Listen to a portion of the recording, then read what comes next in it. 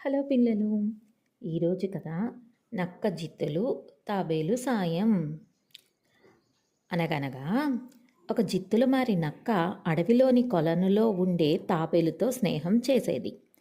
ఎప్పటిలాగే ఒకరోజు కొలను దగ్గరికి వెళ్ళిన నక్క, మిత్రమా, చాలాసేపు వెతికాను, అయినా ఈరోజు ఆహారం దొరకలేదు, ఆకలిగా ఉంది, కొలనులో నీ చుట్టూ ఉండే చేపలను తెచ్చిస్తావా అంది.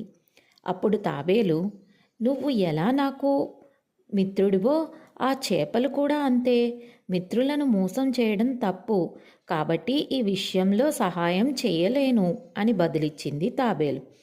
దాంతో నక్కకి చాలా కోపం వచ్చింది.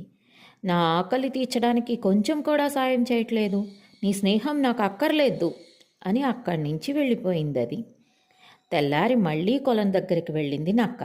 అక్కడ చేపలు తింటున్న కొంగతో మెల్లగా మాటలు కలిపింది.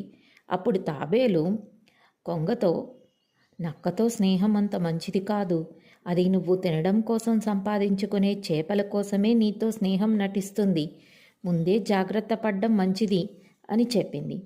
కానీ కొంగ ఆ మాటలు పెద్దగా పట్టించుకోలేదు. నక్క అడిగినప్పుడల్లా చేపలు తెచ్చిస్తూ ఉండేది. అలా ఒకరోజు నక్కకు కొంగ మాంసం తినాలనిపించింది. ఎప్పటిలాగే కొంగ పెట్టే ఆహారం కోసం వెళ్ళిన నక్క ఆ రోజు మాత్రం అదును చూసి దాన్నే తినేయడానికి ప్రయత్నించింది.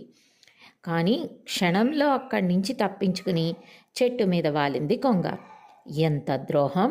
నీ గురించి తాబేలు ముందే చెప్పినా నేను నమ్మలేదు, చివరికి నీ బుద్ధి చూపించుకున్నావు.